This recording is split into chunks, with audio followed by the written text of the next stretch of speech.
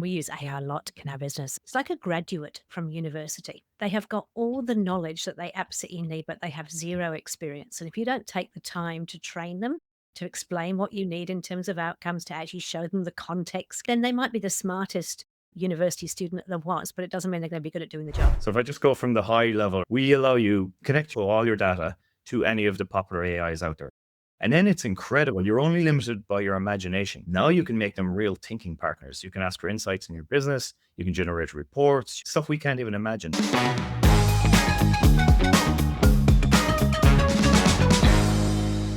Hello, and welcome to another episode of Better Business, Better Life. I'm your host, Debra Chantry-Taylor, and I'm passionate about EOS and about helping business owners lead a better life by creating a better business.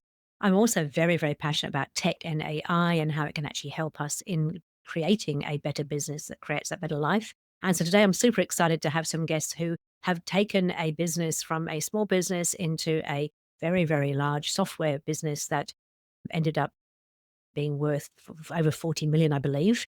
They got very, very passionate about the EOS process after reading the Traction book and starting to bring it into their business. And then they brought an EOS implementer in and really took that business to the next level of scale.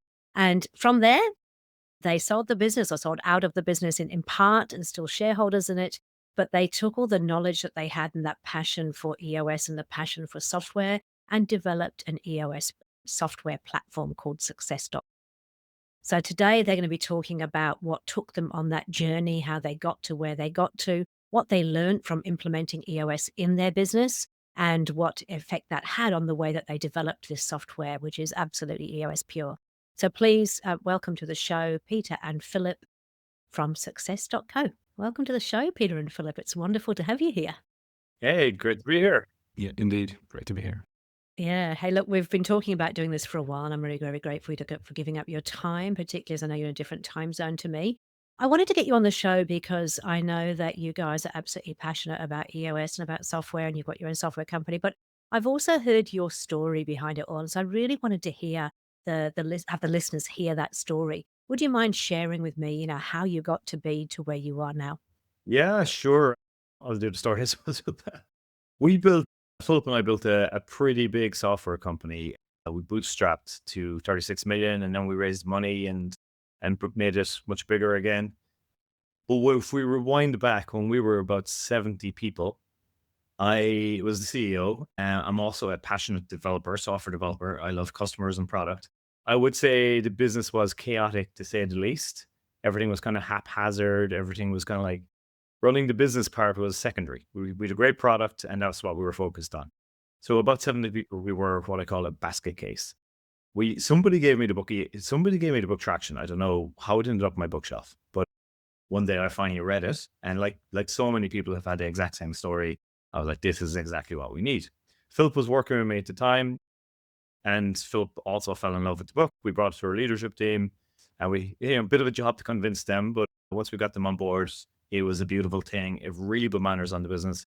I credit it as the thing that helped us get super organized and scale up and achieve everything we achieved. Okay. Now, I will say along the way, if I'm honest, every now and again we tried the different software options, and being software developers ourselves, we kind of were frustrated that they didn't have APIs, and we found the interfaces a bit clunky and stuff, and we kind of ran away screaming several times. And every few months, every few years, we would go back and try them again and have the same experience.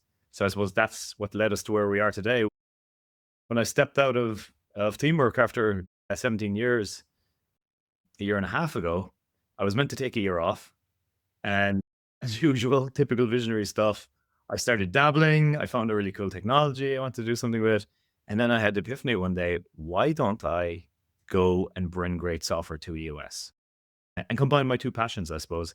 And then maybe 2 months later, it hit me like a thunderbolt one day. Philip should be the CEO. He's awesome. And also I've done my time in the front lines. I think Philip would be just the right guy to lead the charge on this. And I poached Philip from my own company because I'm still a shareholder at Teamwork. There's an interesting conversation with the now CEO. But yeah, it's been an incredible journey ever since, and we're enjoying every minute, right, Phil? Yeah, 100%. Yeah. So teamwork. So how big did teamwork get in the end? When I left, we were about 45 million and growing, and my co-founder's taken over. I'm still on the board. So I turn up once a quarter and I crack the whip and I give advice and hold them accountable, which is great. But I'm really enjoying this journey. This journey has been so much fun. I love this community, love the people, love the passion. I love that we're genuinely helping companies achieve things and that we can, combine our two passions, everything we've learned about EOS, everything we're still learning every single day, and that we can bring that to millions of people. It's very, very rewarding. And so, Philip, what were you doing at Teamwork, and how did you feel when you got the tap on the shoulder from Peter? Lot of roles, right? Teamwork. I started out actually as Peter's assistant back in 2017, but only a few months in, our head of HR left us. So Peter looked at me, he was like, I think I'm meant to be doing this now, but I don't have time for this. Go for it, right? And we looked at where we were. We hired about 40 people. We're bound to hire about 40 people that year. There wasn't much process, right, in our recruitment pipeline. So built a recruitment pipeline, got a little organized on the team. It was one of my first projects. And then we realized, I can't go back to being Peter's assistant any longer. So took over a lot of operational roles. That was the year when we started working with an EOS implementer, Dean in the UK. And I worked closely with Dean, just making it happen internally, right, within the business. We grew, doubled in team size the year after, went to 200 people in 2018, and then over 300 actually in 2019. Did everything on spreadsheet. It's originally I had this tracker, this huge file where I was tracking like which team was doing L10s and had rocks and all this jazz. And it wasn't scalable at all when we rolled it out to the rest of the team. That's when we started looking at software and just weren't really impressed with the lack of integrations, the APIs, et cetera, that were our mobile apps, right, that we used every day. So we started building actually our own little solution for ourselves that we launched to the market, which got traction over the years, which, to be honest, was in the end, when we looked at it again in 2024, after Peter stepped down and found this great technology and wanted to combine, the passion around EOS and great tech, that was our proof of concepts. We're like, there's a market here for sure. And this little tool and everything we've learned about this space over the years has actually shown us that there's an opportunity here. I just add, so we actually always had a great relationship with EOS worldwide, with Mark O'Donnell and Kelly and others. And when we built our little tool, like we were actually in conversation for a while whether they might actually adopt it. So we had that relationship already. So when we had the idea to build a software product, we reached out to Mark and Kelly. They were saying, actually, guys, your timing is perfect on this because, as you know, they decided to get out of the software business themselves and open floodgates for everyone. And that was a very wise move, I believe, because I don't think that was their kind of core competency. But anyway, that's just my view as an implementer. Okay, so you decided to kind of build your own software. You came across some tools that you really wanted to use. But I'm just, before we go into the software itself, what I'd really like to understand is, you read the Traction book. I always openly say that I tried to read Traction. I found it boring as batshit. And I had to actually get a grip first because that was a story and I like business fables. And so it's like, oh, then I got really excited. Then I read the Traction book. But you obviously read the book. You must have tried to self-implement for a while. And then obviously you worked with Dean, who's an amazing implementer based over in the UK. What was the difference between, doing it yourself and reading the book and working with an implementer? I think we actually did okay for the first 9 months, year, following L10s, starting to do the scorecard, all that. From what I remember, Philip, and you might have a different memory, I think we just got stuck with quarterlies. We just kind of were doing them. We were like, something doesn't feel right. This doesn't feel, everything else was super smooth. We could see the benefit immediately. The quarterlies just felt all wrong. Like setting rocks before you've kind of even discussed issues and all this. We're like, is this right? Everything was just kind of like scratching our head a bit. And after a few of them that just felt wrong, we were like, let's get help. Initially, it was just around the quarterlies, but then Dean was so good, we leaned on him more and more. Yeah.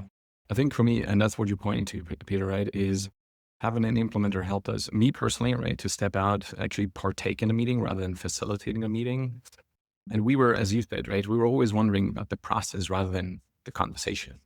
Are we meant to do this here now? What are we supposed to do now? So, right, we always looked back at the structure of the meeting and the process of the meeting rather than really running an effective meeting. So having an implementer come in and facilitate, we didn't have to worry about running meeting, facilitating meeting. We just trusted the process. That was it. And we learned a lot more. I think, it just started to click, like how your VTO, how your 10-year target, your 3-year picture, your 1-year plan, your quarterly rocks, et cetera, how they all come, like link up with each other, right? And what you're doing, what you're deciding as a team this quarter has an impact, obviously, where you're headed, right? And it should be aligned to where you're headed. So it really clicked once we got Dean on board and helped us just learn so much more about EOS. Do you know the other thing I'm just realizing is, I suppose it was myself and Philip kind of saying, this thing's amazing, everyone in leadership should be bought in. And they would say they're bought in, but then you're kind of back of your mind, like, they'd say certain things every now and then would make you think, are they really bought in? Did they really understand the scorecard chapter? And then it's one thing for two of us to be, advocating for it, but we thought, by bringing in someone who's not us, it'll hopefully get the entire team aligned, and they might be able to do a better job of presenting what this is all about and getting buy-in on the team. And I think that works beautifully. I actually have a client in Auckland who's quite openly said to me, "Deborah, you don't teach my team anything I don't know, but it comes from you and they believe you." It's Yeah, like, yeah, honestly, we had the same situation. Yeah. yeah, I'll take it. I felt a little bit offended, but it's like, yeah, okay, I'll take it. It's good. So you said that you tried some of the software, and obviously, being really open and honest, there are a number of softwares out there. Some are EOS approved, some of them aren't EOS approved. And, I always say that you've got to find the one that's right for you. But what was it that was so frustrating about the software from your point of view as an EOS company? Well, first of all, we're fully licensed. We are in that category. What was really frustrating, the API I would go to straight away, right, is one of the big things. If you're a company, I always think if you're a company with more than 30 people, you're going to want to do clever things with APIs. You're going to want to pipe that in, pipe that out, update your scorecard, maybe even use some of the metrics to power other external things, right? And it's table stakes for any modern software. So it's kind of mind blowing to us that a lot of the softwares in this space in particular don't have a public API with docs, with examples and how to use it. So that's one. The other one that was screaming was mobile apps. So some of the platforms that didn't have mobile apps have caught up, but it took them years to get there, and you do want to be able to access all this information instantly on your phone.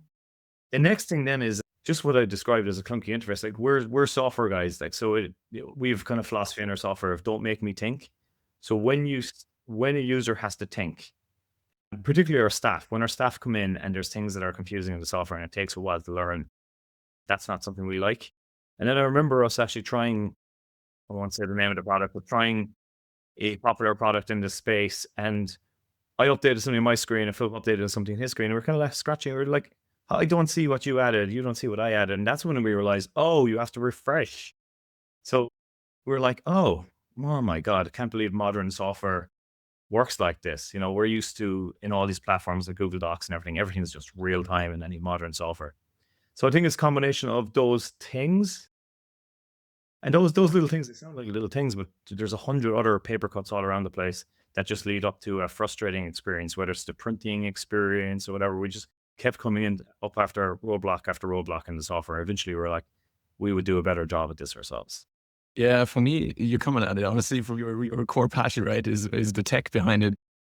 The way I look at it really is just EOS purity, because what we realized is some of the other vendors, right, in the space started kind of deviating a little bit away from the terminology and added on stuff that is not in a traction book if you're self-implementing or an implement or teach, right? So we gave out the What the Heck is EOS book to every staff once they started at the company. It's kind of simple overview, right, of how EOS works from an employee's perspective and the questions you can bring to your L10s and your quarterlies and what are rocks and all this stuff. And if the language, for example, in the software that you're using isn't aligned to what people actually read there, it's already hard to change management component, right? Getting people to adopt scorecards, really bringing in the accountability around rocks, that's already hard.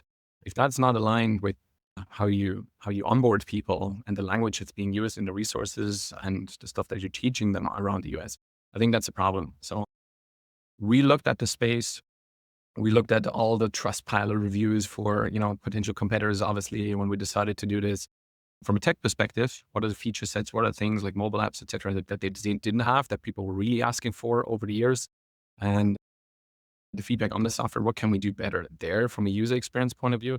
But then also what became clear was there's definitely space here for an EOS pure software, because we saw all these other vendors kind of veering off into the wider market, which we get it, right? We get asked about this stuff all the time. Is like, can I rename my rocks to 90-day priorities or something like that, right?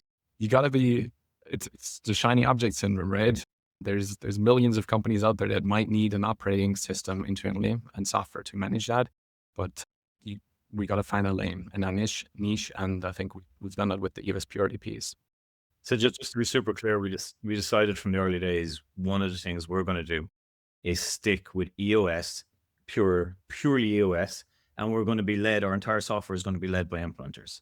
So already we have an implementer panel that they're like, get rid of this, improve that, drop that, that's too complex. And they've really helped shape the product. So yeah, it's great.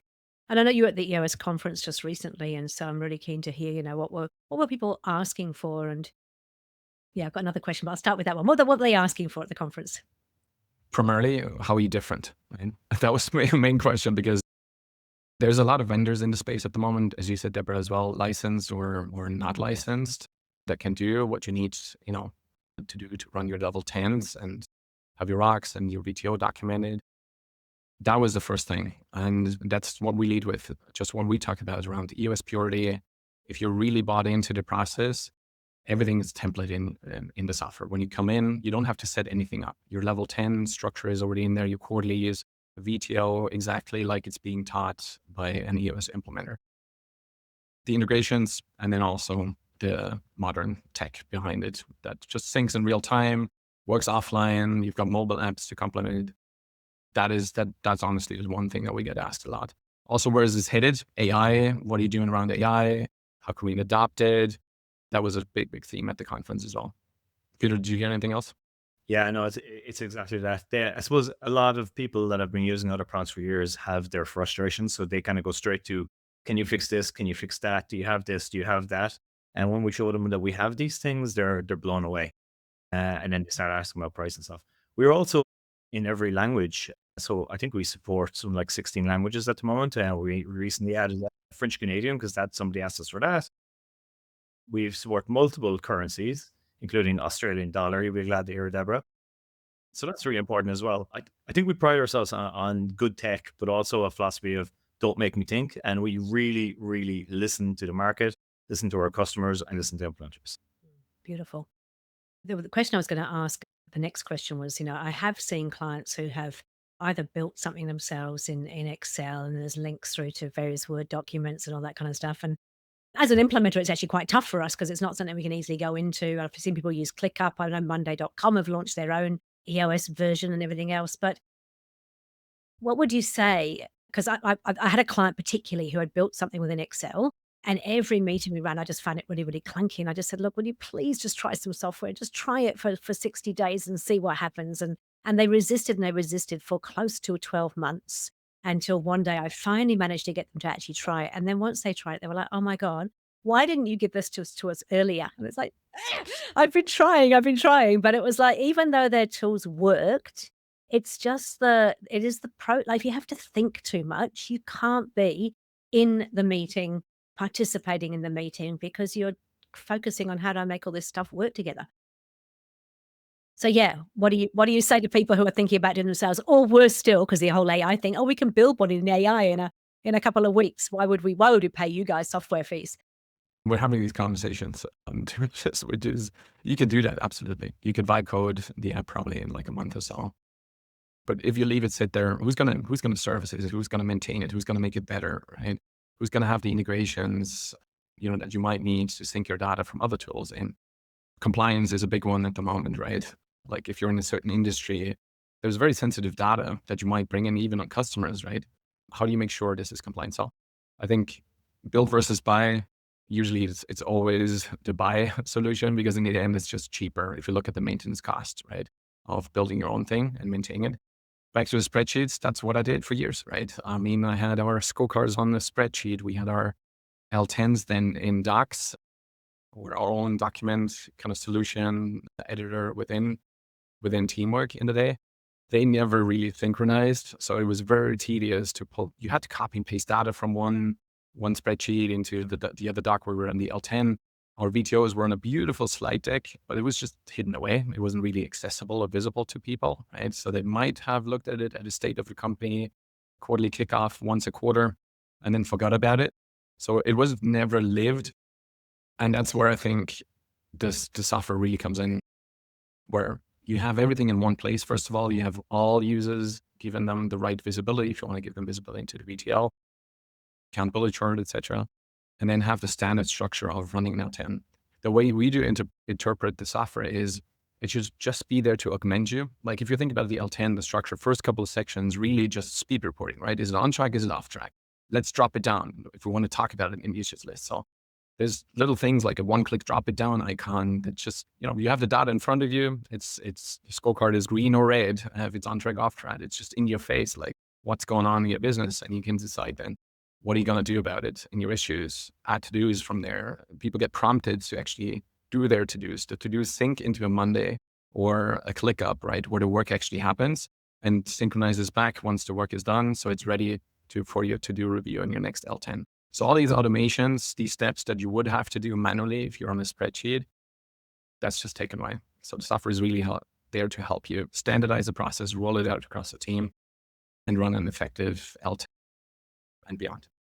And I think as a visionary, I think it's also, if you're struggling to let go a wee bit, it's sort of almost like if you can see all this stuff, sometimes you can actually let go because you kind of go, oh, look, it's under control. I can see what's going on. Also means we sometimes go in there and dabble and want to kind of go, oh, well, what's going on in this department? But I think it can give you some real visibility about what's going on across the whole organization without having to be a micromanager. Just to add to the vibe coding thing, Deborah, like, so I think you can knock something up, your accountability chart or whatever, pretty quickly, and it's okay, right?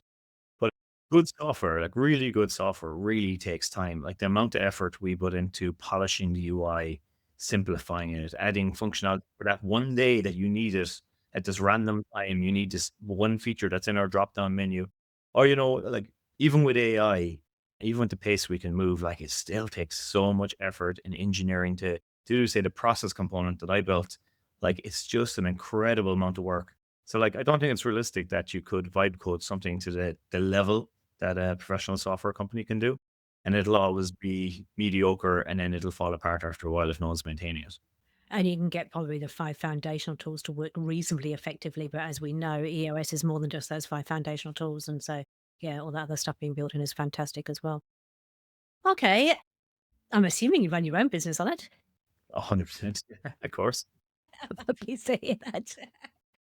Yeah, of course. And we dog food our own stuff. And we actually use their products, with a real critical eye going, like, oh, this was frustrating in this meeting. How could we have made this better? Or actually, if we added this tag to this issue to show that it came from a rock, our software is so much better. So yeah, we're our own biggest critics. Okay. I'm going to ask a question because it's actually really relevant to me. I hope the listeners don't mind, but I do work with a couple of software development companies and they use EOS and they struggle with the whole agile methodology and how it fits in with EOS. And they always say, it's not going to work for us because we're agile and we do agile. And it's like, yeah, but that's the way you do your coding. That's not the way you run your business. And so we have these conversations. So I'm not an expert in that. I did have a software company many, many years ago, but I haven't been involved in it for a long, long time.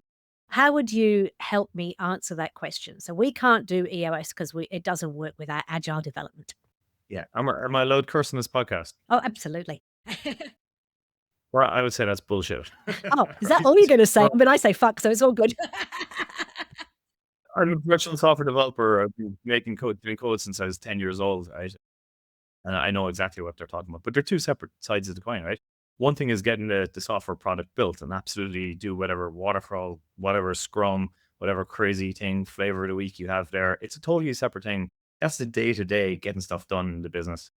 I think EOS is this higher abstract layer on top of that, which is, the rocks. What are we doing for the quarter? Are we going to achieve our vision? Holding everyone aligned around the same thing. It's a completely separate thing. So I think it's a bit of a cop-out when the software team says, no, this isn't for us because we do this software thing over here. You're still a business. You still have customers. You still have challenges. You still have problems. You still have a target. You still have an ambition. You still have accountabilities that you want to hold people to. You still have metrics that you need to track.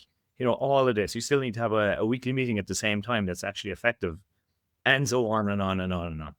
So yes, it's nonsense. And that was, Deborah, that was the biggest pushback I got at Teamwork when we started rolling out EOS beyond the leadership team. The management layer was effective. They got, the benefit of it.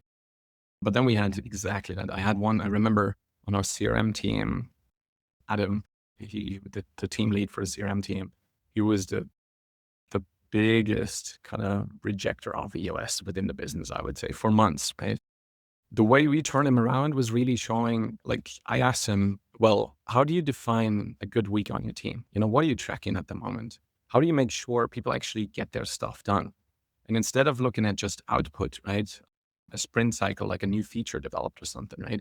Are you actually looking at how does this software impact customers? Are you looking at metrics improving, for example, certain adoption, certain usage, certain revenue even, right? Ultimately, are those outcome numbers actually something you could track towards and you could make rocks for you and your team instead of output, right? Which you're obviously producing when you're doing those sprints. So he was the one in the end that came to me after it all clicked, right? He was like, I think I finally got it. He came into my office one day and he drew up like the scorecard actually for his team. It was like, this is what I'm thinking we should be tracking. I get the rocks now. Like we have a 1-year plan here. This is the accountability chart, like it really, really clicked towards the end. And he became a massive promoter of EOS within the business with other dev teams actually. But it's really, as Peter said, like that distinction between what's happening on the ground, working in the business and working on your business and working on your team. I think that's where EOS is super powerful. So you reminded me there, Philip, something that we struggled with, even on the leadership team, but especially on other teams, is the word issues. So in the L10 meetings, like, if we were reinventing EOS, I would beg for us to call it something other than issues, topics, whatever, because people really get hung up and they're like, I don't have an issue on my team. We have no issues. We just have stuff we need to get done. But teaching them that it's far more than just problems. It's like anything that's going to make this team gel together, help them achieve better things, go faster, can be topics conversation. Because we've all seen that. We've seen the marketing team whose meeting is over in 22 minutes. They basically do the segue, say hello to each other, and head away again, right? And it's right. It is one of the things I've always kind of struggled with as well. I have to really explain that it's not just issues, it's opportunities. It's anything that can actually make the boat go faster. It's yeah, all that stuff. But yeah, it is. It is. Yeah, it's one of those. It is what it is. It is issues. That's what we're going to deal with. But I think once they get it, they understand it. Yeah. Okay. What was the biggest thing that EOS did in your original business? Do you think what would be the one thing that you'd say that was the biggest win, I suppose, in terms of implementing EOS in your business? I think we'll probably have different answers to this, Philip, right? So like you'll be more operational, but like just I remember being a CEO of the company and being heads down in code all the time. Staff kept asking me about vision. What's our vision for the company? Yeah, but where are we going? We're doing well, but where are we going? What's the plan? And I'm like, just make software and make money. Like, what's the problem here, right? I was even like, in my head, I probably had it, but I'd never really put it on paper, right? So I think that was one big win, is forcing us as a leadership team to come together and actually talk about this. Like, where do we want to go in 10 years? What does good look like, and setting a big, hairy, audacious, hard goal, right? That we all aligned on. That was a huge win, but then also being able to share that to the company. So I'd say from my seat, that was probably one of the biggest things. I'm sure Phil will have more operational stuff. I'm going to come to Philip in a moment because I'm just going to ask you a quick question around that, Peter. So, how did that then develop into the way that you developed the vision component within the software? Because I'm guessing if that was the thing that you saw being the most valuable, how did you translate that into what you could do with the software? Well, I suppose it allowed us to really see the power of the VTO, right? It's easy to look at the VTO and just be like, yeah, it's a 2-page sheet, doesn't really mean anything, right? But living it, us really living EOS and locking the leadership team away and thinking about this and thinking about how you roll this out to the team and how you explain it in a 2-sheet and the 10-year target and turning it into a 3-year picture and a 1-year plan. I love that language. It even gives us that language that we can use. So I suppose when we built the software, we just wanted to make it everything we ever wanted it to be, right? Things that confused us in other products, to simplify that, to allow you easily enhance your version and keep that version history and all that, because your ambitions change. Your 10-year target might rarely change, but your 3-year picture is going to definitely change. Your 1-year picture needs to be fairly solid, but building flexibility into the tool. I suppose the fact that we had actually lived the life properly for years, we knew exactly how the tool should work. Does that make sense? Yeah, it does. And I know that because we talked about this before we jumped on the podcast, even just things like being able to We also wanted to be able to print I was beautifully. going to say, that's what I was going to go to. I was going to say, we talked about the printing. Yeah. So the printing has always been like a bit of a bone of contention in terms of, as I said to you, I actually have a Word document that I get the team to fill in and then we can print it out. I actually print it out and laminate it. I'm a bit of an old school girl and I have it on the wall as well. But I do like it to be pretty because then it just makes it sort of feel like something I want to carry around and feel proud of. And I know your software does print it in a way that you can just go with it. It was an issue in our L10's meeting. We were like, printing is always going to be this huge thing, right? Why don't we actually build a print engine? So we actually did the engineering effort, like a good bit of effort, like a 2-month project to build a print engine. So now we can produce beautiful PDFs in every last part of our product. So yeah, definitely informed. Beautiful. Okay, Philip, what about yourself then? Was the biggest thing that EOS did for the business for you, and how did that influence the way you developed this software? Yeah, I think I would have actually aligned to what Peter said around the alignment, really aligning a company on the vision that we lacked before. But for me, what it did was it really brought out accountability. So before we introduced EOS, we were super successful. The business was growing in 2017 was growing 40 or 50% revenue year on year at $50 million in annual recurring revenue. So we just didn't know why, right? We were kind of flying blind. So it brought in accountability around the weekly metrics, obviously, putting proper measurables, KPIs in place that told us the business was doing well. And then rocks as well, like really holding people accountable to what they say they were going to do in a quarter, they would get it done. Now, what happened was we had somebody on the leadership team who was very much underwater, and EOS really teased that out. We could see that we had the right person in the wrong seat. And I think, Peter, you had that feeling for a long time, right? But you couldn't really name it. And EOS gave us that tool, right? Where we could clearly see, definitely exhibiting our values with the company for since the very beginning, I guess. But it was really underwater. And Peter, you can complete that story. But once you had that conversation, right, things changed. Yeah. You just don't, I love the people analyzer tool as well, but related, like it helps you realize where the gaps in the business are, and we had a situation where we had a best friend who the company had slightly outgrown on the role, and we had to do something about it, right?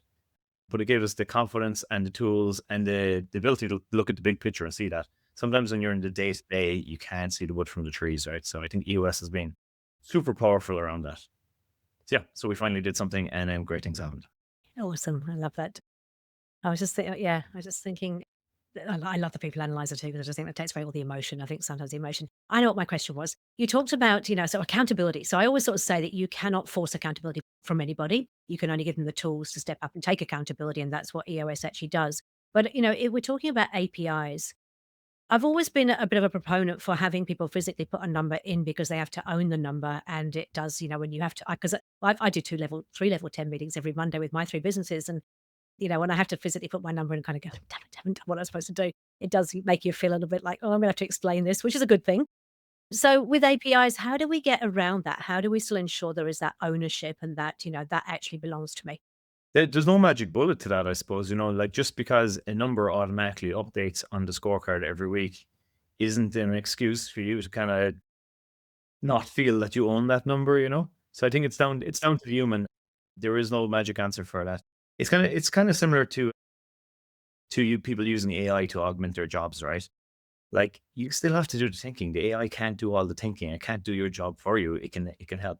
So like if I had a member of my leadership team who owned the number on the scorecard and was just letting it be populated and didn't really understand it, and we didn't really feel cared about that number, that would be a problem for me. Absolutely. But that's just good management, I think.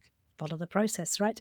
Exactly. Follow the process. I mean, if the number is red, and for a couple of weeks in a row, even, then it's obvious there's something going on. And even if you synchronize it through the API, I'm with you, Deborah. Call me old fashioned, even with the age of AI and the software that we're building. You can automate all this stuff, but I think there's definitely something to be said to intentionally pull that number somewhere and drop it into your scorecard every single week, because you're gonna understand it, right? But again, if it's flashing red, the team obviously needs to tease out and dig in what's going on here, make it an issue. And so, yeah, the software definitely helps in that regard. What I've seen is, there's a number that like, it's always not quite hitting it, but then we kind of sometimes discuss it. Sometimes we can't be discussing it all the time. We have this feature now in our product that we added a few months ago called Insights, and it's got an AI part in it where the AI just analyzes all your data and suggests problems and trends and good things as well in your business.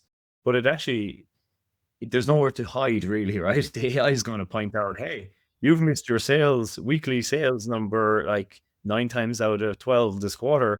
I think you've got an issue here and you should bloody address it. and it's there too in red on the dashboard, right? So I think it's actually a beautiful thing for the AI to help the business with its thinking as well. And going back to a little bit what Philip said, you've got to let the I you've still got to do the thinking. Even I mean, we use AI a lot in our business, and it's wonderful, but it's shit in, shit out. You've got to do the thinking, you've got to use it, and you've got to do the training. And I've been a bit passionate about this, a bit vocal about this in the last few weeks as well, in terms of, it is it is like it's like a graduate from university. They have got all the knowledge that they absolutely need, but they have zero experience. And if you don't take the time to train them, to explain what you need in terms of outcomes, to actually show them the context, get them to understand why it's important, then they might be the smartest university student that there was, but it doesn't mean they're going to be good at doing the job. 100%. And yours is being trained across, I'm guessing, multiple companies, right? So it's actually looking at all of the, not with that, not obviously not sharing the data, but picking up on where trends and issues and things actually come, so that insights built in across all the different companies.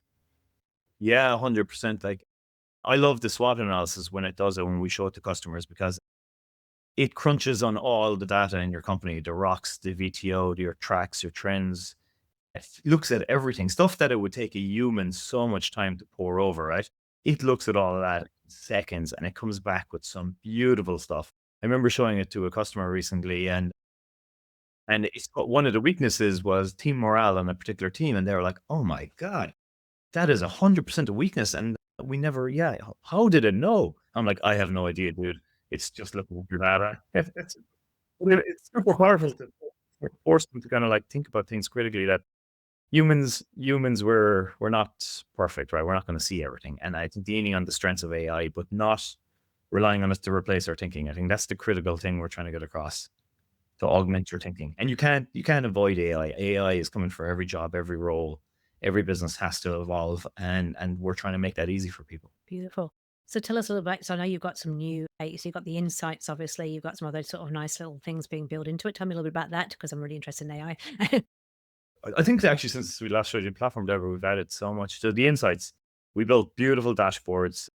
They're super fast. They're real time apps, incredible rich data on everything that's going on in your business and every team. If you're an integrator, you're gonna like when we sell teamwork. If you're an integrator, we just show you insights, and they're like sold. It's beautiful. It's also got some automatic AI insights on those dashboards as well. But beyond that, throughout the product, we're gone all in AI.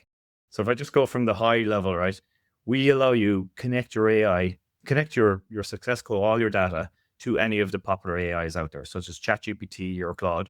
And then it's incredible. You're only limited by your imagination. Like all we're doing is making the data available to the best AI agents in the world. Now you can make them real thinking partners. You can ask for insights in your business. You can generate reports. You can talk about 10-year plans. You can look at things critically. You can have a conversation. You can plan out a better way to do your website, anything, stuff we can't even imagine. You can also use your voice. You can be in the car and you could you could create an issue. You could ask about your issues. I really love that as well when I'm driving. But then we've all this in-product AI. So if I go from the top, we have it can suggest measurables, it can suggest issues, it can review your rocks, it can suggest rocks. With reviewing your rocks and to-dos, by the way, specific, smart, right? Specific, measurable, attainable, realistic, timely. We can't know about the attainable, realistic, and timely, but we can definitely tell you if your rocks and your to-dos look specific and measurable. So what we do is we give you a score for every 1 out of 10 on how well you're doing at describing this rock. So for example, if you say call Bob tomorrow, it's going to give you a 2 out of 10. If you say call Bob about sales process in Oregon before Tuesday, it'll probably give you a 10 out of 10. Yeah, yeah, yeah. Very specific and miserable. I love it. Yeah. And then it can write draft processes for you as well, right? So we're all in I AI know. is the Good. key. I have a question though. So I need to ask something, because I'm really, because as you know, I've got AI on my accountability chart in my business, and I have different AIs. Different AIs have got different roles, and we had this conversation about how they're pushing back on me about what their roles are and aren't. But will this mean that my Claude, who's called Ellie, and my DBT, who's called D2, will they be able to attend level 10 meetings and be held accountable to a scorecard and get given to dos, and really be a person within the success platform? Oh wow, we're not there yet, but I love your thinking. The next evolution of what we're adding at the moment is that instead of having to go to Claude or ChatGPT, we have that functionality just built within our product and chat panel. Once we've that done, I think the next kind of obvious thing we're looking at is having an AI assistant be able to join your weekly meeting and more to track to transcribe everything, to assign notes automatically, capture any to-dos you've missed, and to give you feedback possibly on your own behavior within the meeting, right? So maybe you were too forceful. Maybe the segue took 20 minutes when it should have taken 5 minutes, So kind of give level feedback, but also give personal level feedback as well. Especially if we add in the Colby A index where we know your general traits and the way you're inclined to work, right? I think it'd be super interesting to say to AI, hey, this is my personality. Let me know when I'm, overstepping the bounds or how it could show up better. I think that coaching aspect could be really cool. And I'm thinking of agentic AI, so I'm thinking because my Claude is, you could literally have it if it owns a process in the process component, and if it owns the outcomes in the scorecard and the measurables, and it knows exactly what its sort of role is. In theory, it could attend the level 10 meetings, and it could actually just be running a lot of this stuff in the background without any input. That's where I'm headed. Anyway, we shall see. Yeah, it would be pretty cool. Yeah. Okay. Cool. What else do we need to know? I mean, like, I guess the people was going, oh my god, these sort of techie geeks. So this is what are they going on about? Maybe there are some people out there who are still using spreadsheets. Maybe one of my most successful teams in the early days were not tech savvy at all. They're actually a food manufacturing company, a small kind of chefing company, and they actually used to print out a spreadsheet that was blank, and they would fill it in with a pencil, and they would highlight in pink or green whether it was on track or off track. But I tell you what, it worked because they actually had something that was very, very visual. I have no doubt there are people out there using all kinds of stuff out there. The biggest reason to move away from that, what would you say it is? Biggest benefit? Time. To me, it's time. It's just copying, pasting, updating, right? Holding people accountable to do the things that you want them to do. All that stuff is I think the automation that you can have in a software, that is the biggest benefit, and it'll save you time. Yeah.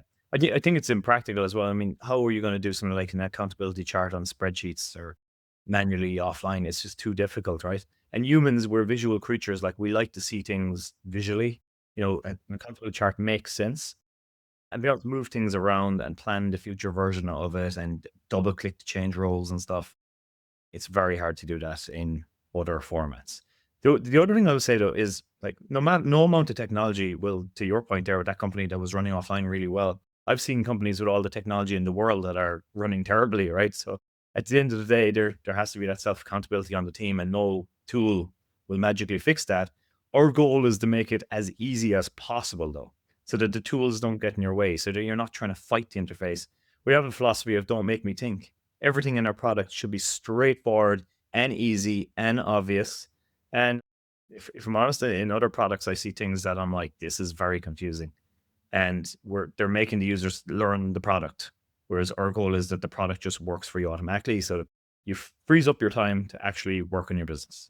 I did ask Philip at the beginning, I'd love to leave the listeners with, 3 top tips or tools, because I think it's really important. We can have a beautiful conversation, like a level 10 meeting, right? A beautiful discussion, but if there's no action from it, it was just a beautiful discussion, and maybe not even a beautiful discussion. So what are your 3 top tips or tools, Philip?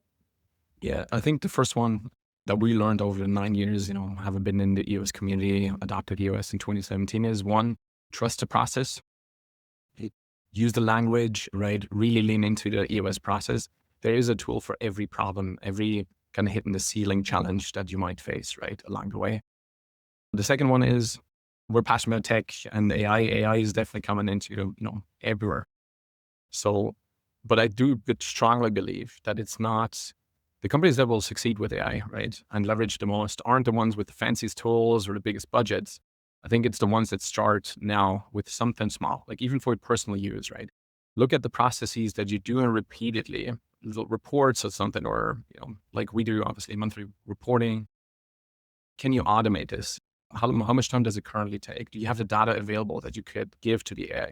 Do you have the process documented step by step that you can actually teach the AI on, and see what happens, right? Just let it run in, and you might save an hour here or there or 30 minutes. It might take you 3 hours to set it up, but start now, experiment with it, learn with it, share the learning, and grow together as a team, because this is not gone away.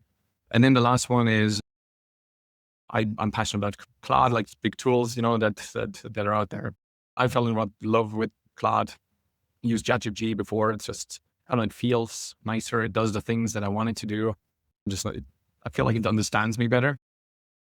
And if you haven't looked at Success or any EOS software, right, yet, take a peek at it. Everyone has a 30-day trial usually where you can test it out. So we'd love for you to take a look and check us out, but also, what else is out there to make sure it fits your business and helps you just run your business and focusing on your business better.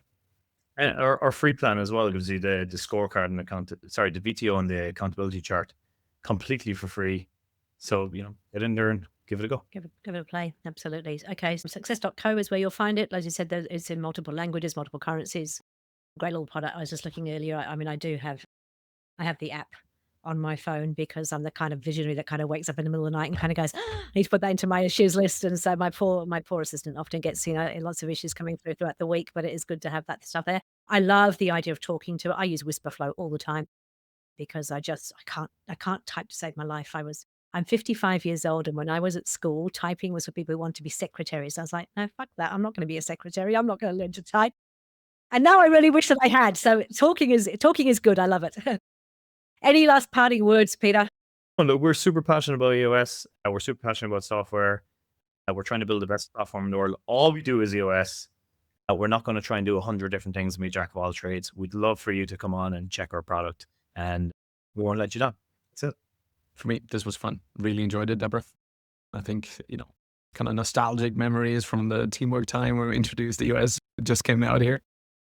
But I think for me, it's if people do want to continue conversation, right? We're on LinkedIn, we're on our website, etc. Like, feel free to reach out. If it's just a conversation around how did you actually introduce EOS, as a tech company as well, how do I get my developers to adopt this alongside like the agile methodologies, etc. More than happy to share learning, and there's some content around that we do have as well. So we love these chats. We geek out on it occasionally, and as Peter said at the beginning, it's not all about the money for us. Like, we want to have fun doing this as well.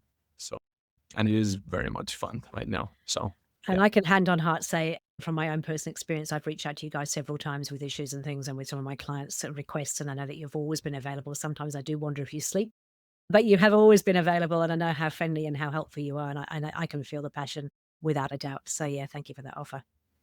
Lovely. Thanks so much, Debra. Thank you very much for your time. Appreciate it. Cheers. Cheers, guys.